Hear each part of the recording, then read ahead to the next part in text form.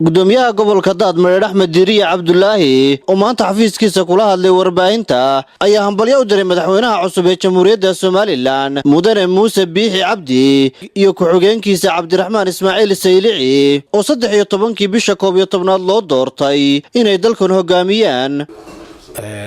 halkan waxaan hambalyo ugu dirayaa madaxweynaha Jamhuuriyadda Soomaaliland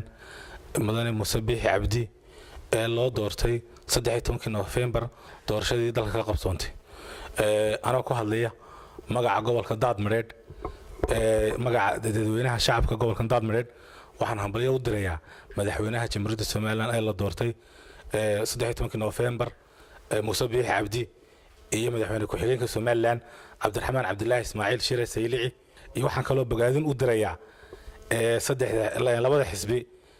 go'aankii geesinimada lahaa ay qaateen ay ku hambaliyeen doorashadaas muxuu ahaa aad iyo aad baan ugu mahadnaqay dadweynihii gobolkan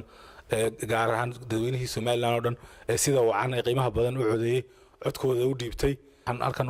ugu mahadnaqay komishiga doorashooyinka qaranka oo iyaguna xil gaar ah iska saaray sidii doorashadaasi ay muxuu ahaa si xor iyo xalaal ah ugu dhici lahayd oo aan aad iyo aad ugu mahadnaqayo sidii fiicneyd ay u maamuleen hawsha waxaan kaloo halkan u mahadnaqayaa madaxweynaha hore Mudane Axmed Maxamed Silaayo iyo xukuumadda oo muxuu ahaayay xagii amniga haday noqoto si xil gaar ah iska saaray. taliyaha qaybta booliiska ee gobolka Daadmareed Gaashaanle Dhexe Axmed Cabdi Cabdullaahi ayaa isaguna sidoo kale halkaasi hambalyo uga diray madaxweynaha cusub ee Jamhuuriyadda Soomaaliland iyo ku-xigeenkiisa. waxaan hambalyo uga diraynaa doorashadii dalkan ka dhacday Soomaaliland oo si gobonimo leh uga dhacday waxaanu hambalyeynaa madaxweynaha cusub ee la doortay iyo madaxweynihii hore ay noo qabtay isaguna saaxadda aan ku shaqeynayno nabadgelyada ciidamada ammaanka guddiga doorashooyinka dadweynihii sida fiican uga qayb qaatay oo iyagu laftoodu bilaysaha ummadda Soomaaliland dhammaanteed waanu hambalyeynaa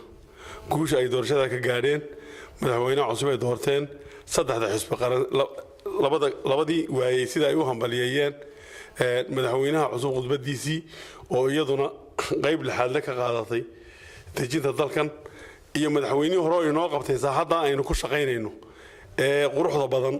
madaxda ciidanka booliiska militariga asluubta ciidamada dhammaantoodba oo saacadda aanu la hadallo hadday kowda tahay hadday saddexda tahay iyo hadday tahay labadaba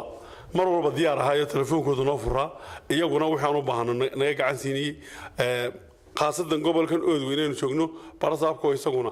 qaybta ugu weyn lahaayo qaybta ka qaatay inta aanu meesha joognayn inta badan aanu heega wadahayn meel ku wada nooleen kaba bixintee isaga laftiisu bilaysku la mid ahaayo hawsha u weyni ay ku soo dhacaysay ilaahay intaaba noo suuro galiyay nabadan inoogu riday madaxweynaheena hore iyo kan cusub ee yimid labadaba